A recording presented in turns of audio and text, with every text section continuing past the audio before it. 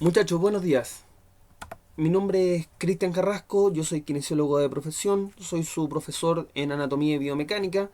Este ramo corresponde al primer semestre de técnico en deportes con el código DPT 002 y es uno de los ramos con mayor carga horaria que ustedes van a tener en el primer semestre. Las vías de comunicación tenemos el grupo de Teams, ¿ya? Además va a haber un delegado por cada una de las secciones y además están los canales o vías tradicionales que son el mail institucional cristiancarrascomu@santotomás.cl y mi correo personal que también se los dejo.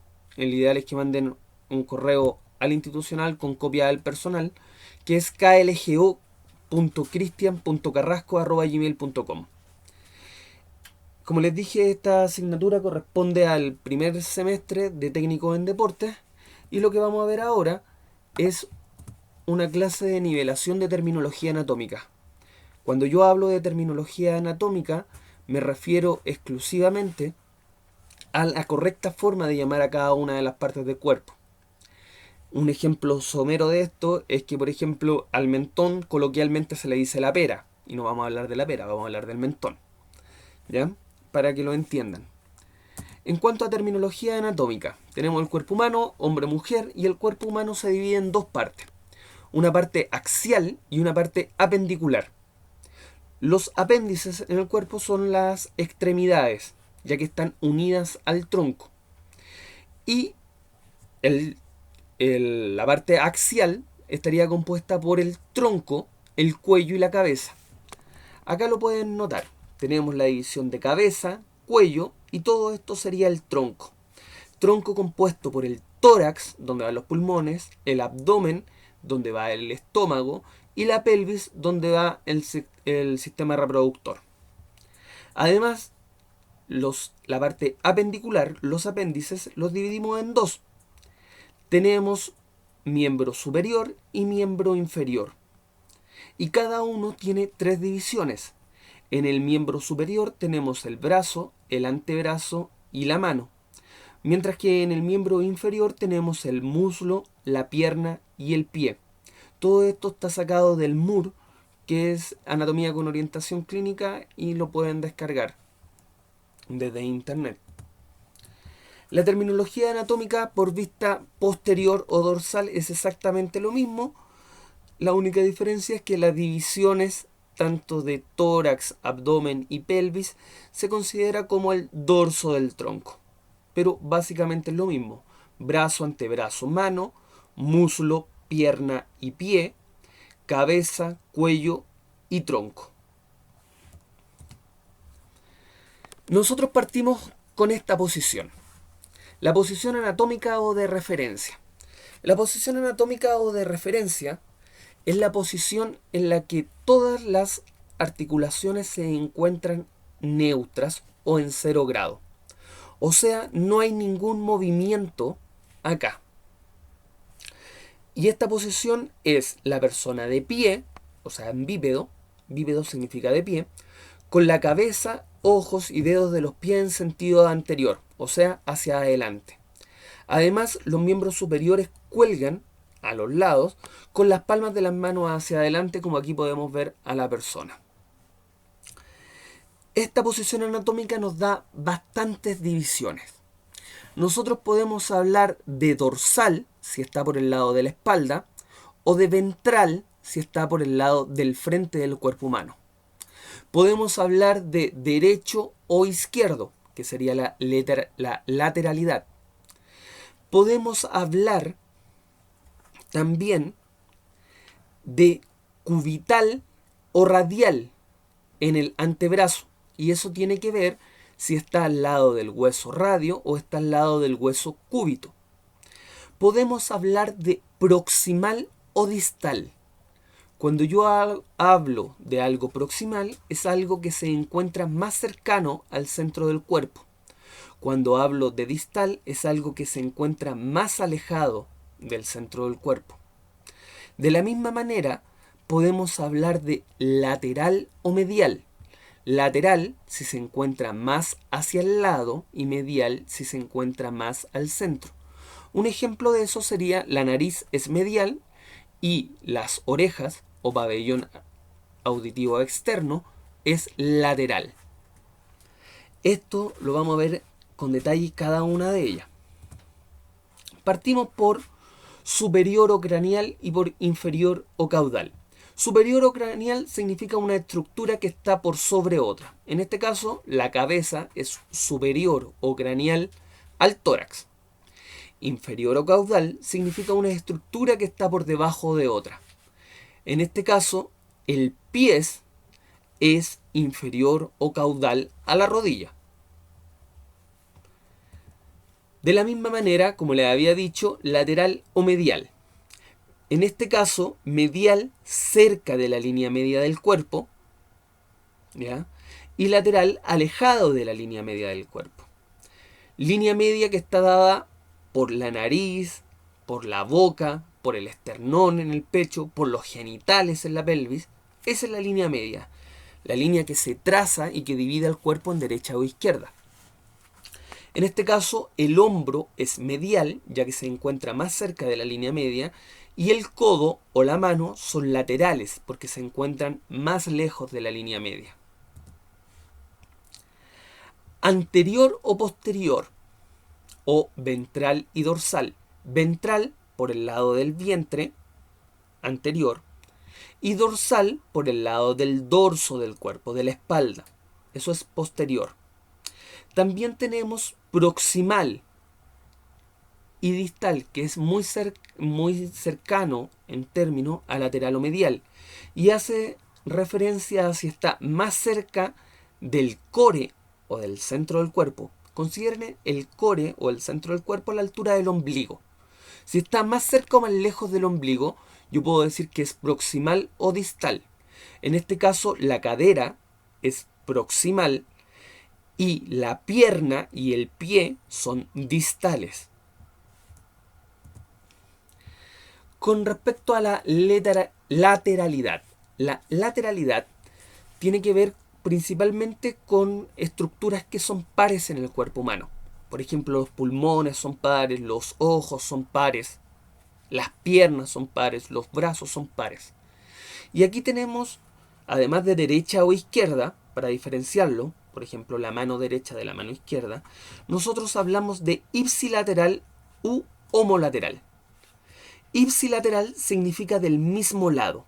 En este caso, la mano derecha del caballero es ipsilateral al pie derecho del caballero, porque se encuentran al mismo lado.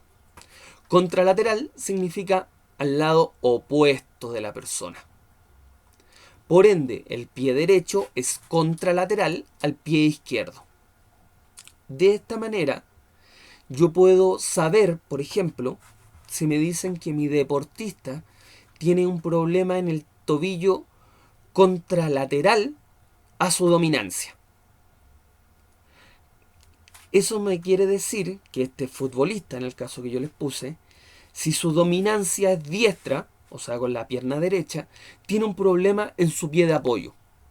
Un problema contralateral a su dominancia. Eso con respecto a la posición anatómica. Existen otro tipo de posiciones como son las de cúbito. Las posiciones de cúbito hacen relación a estar acostado.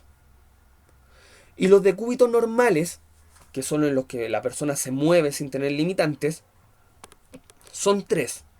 Tenemos el decúbito dorsal o supino, que esto es si la persona se encuentra acostada mirando hacia arriba. Tenemos el decúbito ventral o prono, si la persona se encuentra acostada hacia abajo. Y tenemos los decúbitos laterales, que es la persona acostada de lado, y esto puede ser un decúbito lateral hacia derecha, que significa acostado sobre el lado derecho, o hacia izquierda, que significa acostado sobre el lado izquierdo. Eso es la primera parte de terminología anatómica. Ahora viene la parte de planos y ejes, y en esta parte tienen que poner mucha atención, porque no es tan difícil, ¿ya? Pero se tiene que entender a la primera. Si no se entiende a la primera, cuesta un poquito después poder retomarlo. El cuerpo humano está dividido en 3 planos cardinales, ¿ya? Que sean cardinales se refiere a que son planos que están perpendiculares entre sí, o sea, en ángulos rectos lo uno con lo otro. Y estos planos se usan para medir y describir movimiento. En el cuerpo humano tenemos 3 planos. Y estos 3 planos tienen que ver con 3 ejes. Cada plano tiene un eje específico asociado. Le voy a mostrar primero los planos y luego los ejes. Aquí están los 3 planos anatómicos. Plano sagital, que como se ve en esta imagen, divide al cuerpo en derecha e izquierda. Plano frontal, que como se ve en la imagen, divide al cuerpo en anterior y posterior. Y el plano transverso, que es este que se ve acá, y divide al cuerpo en superior e inferior. O sea, el primero, el plano sagital, es ver a una persona de lado. El segundo, el plano frontal, es ver a una persona de frente. Y en el plano transversal es ver a una persona desde arriba o desde abajo. Estos planos tienen cada uno asociado a un eje. Los ejes anatómicos son estos. Tenemos el eje perlateral, que perlateral significa de lado a lado, ¿ya? Tenemos el eje anteroposterior, que significa adelante o atrás. Y tenemos el eje vertical, que es de arriba hacia abajo. De esa manera, el movimiento humano siempre toma lugar en una superficie plana y se realiza alrededor de un eje, como el eje de la bicicleta. En este caso, el plano sería la rueda de la bicicleta y el eje sería el eje de la bicicleta, de donde la bicicleta rota, ¿ya? Es importante porque todos los movimientos articulares tienen que ver con respecto a movimientos de rotación. De hecho, se miden en grados los movimientos articulares. El plano sagital, mirar a la persona de lado, siempre va con el eje perlateral. Y los movimientos que se ven en este plano con este eje son flexión y extensión. En el plano frontal va alrededor de un eje anteroposterior. Para que entiendan, el plano frontal es una hoja de frente y si ustedes la atraviesan con un lápiz, esa hoja. Eso sería un plano frontal con un eje anteroposterior. Y aquí se ven los movimientos de abducción y aducción, que sería alejar y acercar respectivamente una extremidad desde la línea media. Y por último tenemos el plano transversal, que va alrededor de un eje vertical, o sea, un eje que va desde la cabeza hasta los pies y tiene que ver con la rotación. Una rotación de cabeza, una rotación de tronco. Vamos a ver ejemplos de cada uno de los movimientos. Lo primero, movimientos articulares. Es incorrecto nombrar solo el movimiento y una extremidad del cuerpo. Eso es lo primero, muchachos. Por ejemplo, si yo digo que la persona extiende la pierna, no se sabe si es rodilla, cadera o tobillo. Si yo digo que una persona extiende el brazo, no se sabe si es hombro, codo o muñeca. Por ende, siempre se debe emparejar el movimiento con una articulación. Ejemplo de esto sería una extensión de codo o una extensión de rodilla. Ahí queda claro cuál es la articulación que se está moviendo y qué movimiento está realizando. Vamos a ver los movimientos. Además, los movimientos se suelen producir en pareja. Esto quiere decir que si yo realizo una extensión de codo, el movimiento contrario sería una flexión de codo. Para que quede claro, lo vamos a ver en los títulos arriba. Acá aparece movimiento en el plano sagital alrededor de un eje perlateral. Eso quiere decir que son movimientos que se dan, como se puede apreciar aquí, cuando yo veo a una persona de lado. El primer movimiento es la flexión, que disminuye el ángulo formado por segmentos de dos ejes. lo vamos a ver, eso sería una flexión. El ángulo que estaba se redujo, se achicó el ángulo. Por otro lado, una extensión es cuando el ángulo que se estaba formando, en este caso un ángulo casi de 90 grados, se extiende y hace el ángulo más grande. Veamos el movimiento. Eso sería una extensión de rodilla. Pasó de un ángulo de 90 grados a un ángulo prácticamente de 180, o sea, se extendió.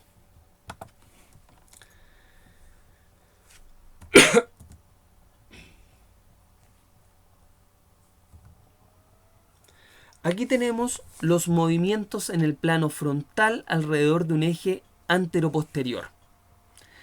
Tenemos la abducción, que es el movimiento en el cual el eje mayor se aleja de la línea media. Entonces, abducción, ABD, abducción, se separa de la línea media. Y aducción es el antagónico al anterior y por ende se acerca a la línea media. Vemos el video. Abducción, se aleja, el ángulo creció. Aducción, se acerca, el ángulo se disminuyó.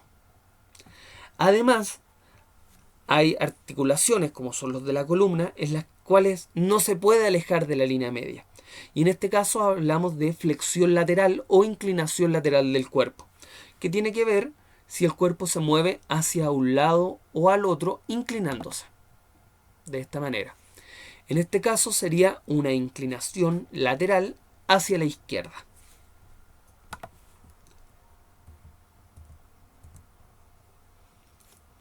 Movimientos en el plano frontal alrededor de un eje anteroposterior con nombres específicos. Se lo había dicho cuando vimos la posición anatómica. En esto podemos considerar una aducción o abducción también, pero hablamos de desviación. Ya en algunos libros lo pueden encontrar como abducción ulnar, que tiene que ver con la ulna o el cúbito. ¿Ya? El cúbito cambió de nombre y se llama ulna, ¿no? Dependiendo de la nomenclatura. Y la desviación radial, que es cuando va hacia el radio. Veamos la imagen. En este caso ahí, cuando va hacia el pulgar sería radial, cuando va hacia el dedo meñique sería radial.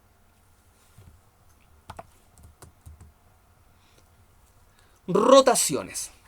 Las rotaciones son movimientos que se producen en el plano transversal alrededor de un eje vertical y tiene que ver con el movimiento en que un segmento gira.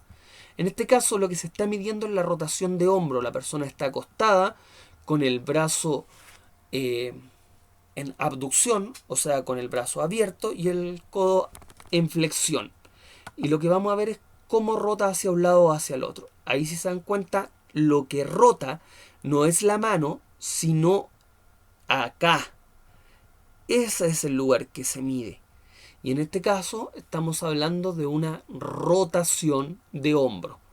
De nuevo, para que les quede claro, ahí estaría una rotación interna, porque va hacia adentro, y el otro sería una rotación externa, porque va hacia afuera o hacia atrás. Existen rotaciones que tienen nombre propio. En este caso, del antebrazo, y es la supinación y la pronación. Tiene que ver con la mano. Si mi mano está hacia arriba, la palma hacia arriba, como pidiendo algo, se llama supinación. El nombre viene de súplica, de pedir algo, así que para que tengan una mnemotecnia, que es algo para poder asociarlo y recordarlo. La pronación es cuando está hacia abajo la palma. Veámosla en el video. En este caso, eso sería una pronación con la palma hacia abajo.